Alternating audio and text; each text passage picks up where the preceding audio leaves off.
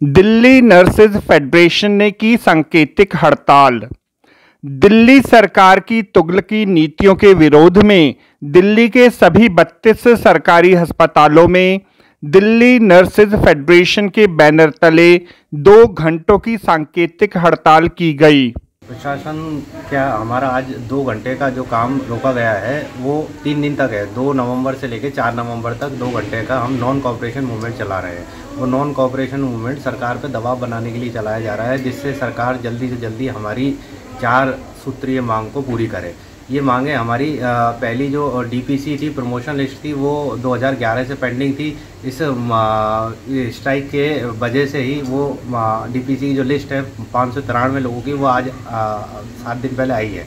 बची हुई 3 मांगे, जिनमें प्रमुख मांगे कॉन्ट्रैक्ट वालों को परमानेंट करना, हमारा हायर एजुकेशन अलाउंस लगाना, ये प्रमुख मांगे हैं। इन मांगों के लिए आज हम ये धरने पे बैठे हुए हैं। अगर ये मांगे सरकार द्वारा नहीं मानी जाती है, सरकार द्वारा निगोशिएशन के लिए हमें नहीं बुलाया जाता है, तो हम डेफिनेटली इनडेफिनेट स्ट्राइक पर जाएंगे।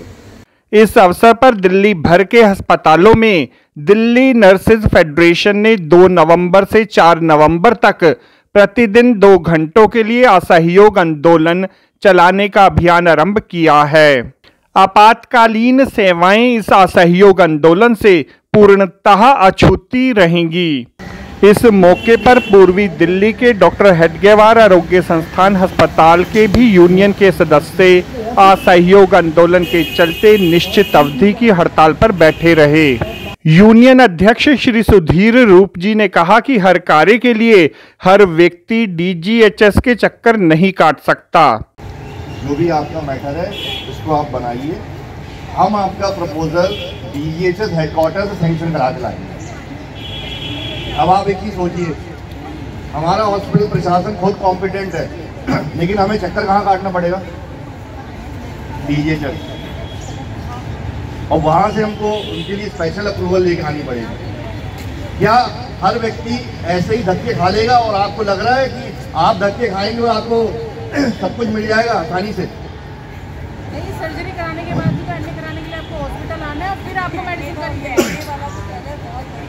आप ये चीज देखिए, आपके जो माँ बाप हेल्थ कार्ड में है, हो सकता है कि वो अदर स्टेट में हो, आपके साथ ना हो। आप सेक्स में भी तो हॉस्पिटलाइज होते हैं, उसके बाद आप पहले एडमिट कराने हॉस्पिटल आओ, फिर इस पूरी हड़ताल के अंदर कैशलेस फैसिलिटी का डिमांड रखी गई है।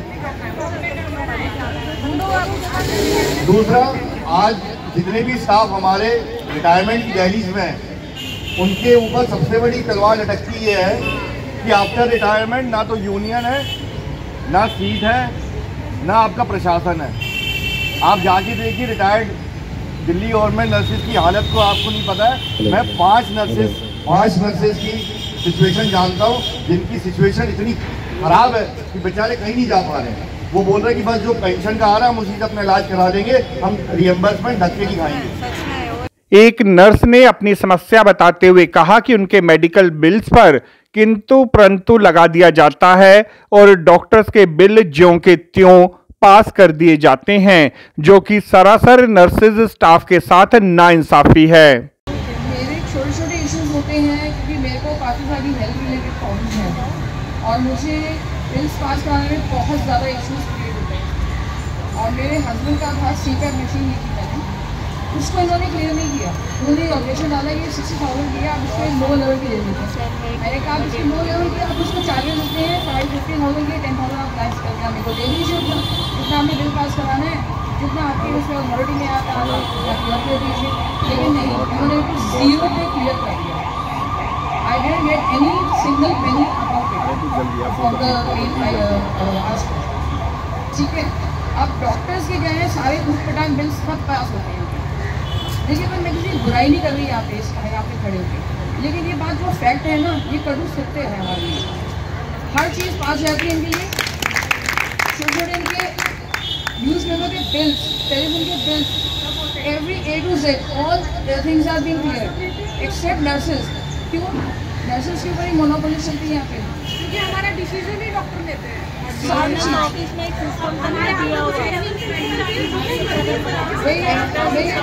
हमें सिर्फ हमारे जो हमारे जो क्या नाम है हथियार हैं उनसे वो तो हमसे स्नैच करे हुए ऑलरेडी इन्होंने, ठीक है। और बाकी के जो हमारे जो रूल्स एंड रेगुलेशन हैं उससे भी हमें ये बाधित कर देते हैं, नहीं जी आप ये you are not eligible for this, you are not eligible for that. सिर्फ हमें बेवकूफ़ दिल बनाया जा रहा है और कुछ नहीं है। हम जब ये आवाज़ को रेज नहीं करेंगे इनको कहीं सुनाई देता है, इन्हें सुनाई सब देता है, यही ये चाहते हैं कि इन्हें मुँह बना के रखा जाए।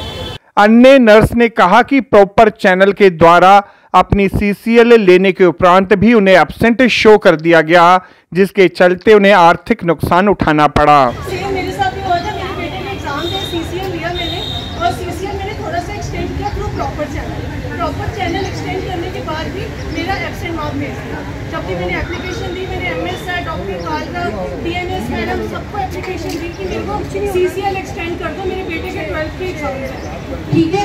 लेकिन कोई उन्होंने कुछ नहीं सुनवाई नहीं हुई मेरी यहाँ से एब्सेंट मार्क चली गई। एब्सेंट हुई तो मेरी पता नहीं 20-25 हज़ार सैलरी भी गई, मेरी छुट्टियाँ भी गई और पता नहीं क्या क्या हुआ। एक अन्य नर्स महोदया ने कहा कि हमें सही प्रोसीजर का ज्ञान होना चाहिए। MD एंड MSc सही व्यक्ति हैं, उन्हें सीधे अप्रोच किया जाना चाहिए। से बात के बोले 5 लाख एकदम हमारे अकाउंट में नहीं है। मैंने सीधे MD के पास रोदाना सर था, GDP के MD सर ने बोले sister immediate you write the application, I will sign for your application. Sir ने इमीडिएट एप्लीकेशन पे साइन कर दिया, विद इन 2 आवर में 5 लाख इश्यू हो गया। इसलिए मैं आप लोगों को बोल रहा हूँ, हम लोगों को सारे प्रोसीजर पे ना पता होना चाहिए। तो कोई भी प्रोसीजर मेजर करना है, जो सर्जरी करना है, हमें एडवांस में पैसा MD से और MS से मिलता है। कोई हमें OS के पास जाने की धक्का-मुक्की करने की जरूरत नहीं है, वो तो सिर्फ डायरेक्ट MS और MD। हाँ, इसलिए आप लोग है ना कोई प्रोसीजर करना है, कोई भी हॉस्पिटल का पेमेंट करना है, MD और MS with the right for the sanction of letter, ठीक है, ये सबको पता होना चाहिए। कॉन्ट्रैक्ट कर्मचारियों के साथ होने वाले दोयम दर्जे के व्यवहार से क्षुब्ध कर्मियों का स्पष्ट कथन है कि हड़ताल अगर लंबी चली तो वह उसके लिए भी कमर कसनी आरंभ कर चुके हैं। हमारे विभाग की बहुत सारी समस्याएं हैं।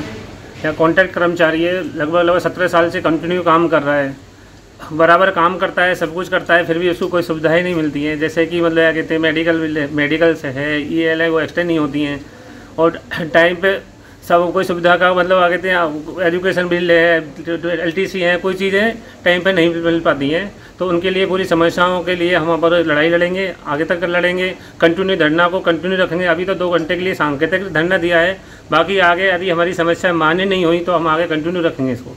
क्या अन्य राज्यों में रहने वाली रिटायर्ड नर्सेज अपने बिल्स को पास करवाने के लिए क्या दिल्ली में आकर बार बार चक्कर लगा सकती हैं? पहले जो नर्सेज दूसरे हॉस्पिटल की रिटायर हुई हैं उनके फ़ोन आए कि अभी हम केरला में हैं, हमारा 4 लाख का बिल है, वो सैंक्शन नहीं हो रहा है, हम क्या करें। अब आप सोचिए क्या केरला से वो सैंक्शन कराने के लिए यहाँ आएंगे, बोले हमने मेल भेज दिया, हमने ये कर दिया, वो कर दिया, सब कुछ कर दिया। आप मेल कोई चेक कर रहा है क्या? ये बड़ा सिस्टम बिल्कुल प्योर बना हुआ है, यहाँ से चिट्ठी गई और वहाँ से चिट्ठी आ गई। इधर खड़े खड़े होके सामने जाके बात करते तभी चिट्ठी पास नहीं होता, केरला से तो मेरा ये कहना है कि अगर आज हम सीट पे हैं, आज अगर हमने अपने लिए पॉलिसी अंदर रहते हुए नहीं बनाई तो रिटायरमेंट के बाद आपको इन्हीं OPD की लाइनों में खड़ा होना पड़ेगा और जब आप आएंगे तो हम ही लोग आपको नहीं पहचानेंगे, हम ही लोग नहीं पहचानेंगे। तो हमें इस बात को समझना पड़ेगा कि एक दिन आपकी और मेरी भी सिचुएशन आएगी, तो जब तक हम अंदर हैं तब तक विवेकपूर्ण डिसीजन लीजिए। दिल्ली सरकार को चाहिए कि दिल्ली नर्सेज फेडरेशन की उचित मांगों पर संवेदनशीलता के साथ विचार करे। आपको हमारी यह रिपोर्ट कैसी लगी जरूर कमेंट करें। इस वीडियो को लाइक करें, हमारे चैनल को सब्सक्राइब करें ताकि हमारी सभी आगामी रिपोर्ट्स सबसे पहले आप तक पहुंच सकें। ब्यूरो रिपोर्ट दास्ताने इंद्रप्रस्थ।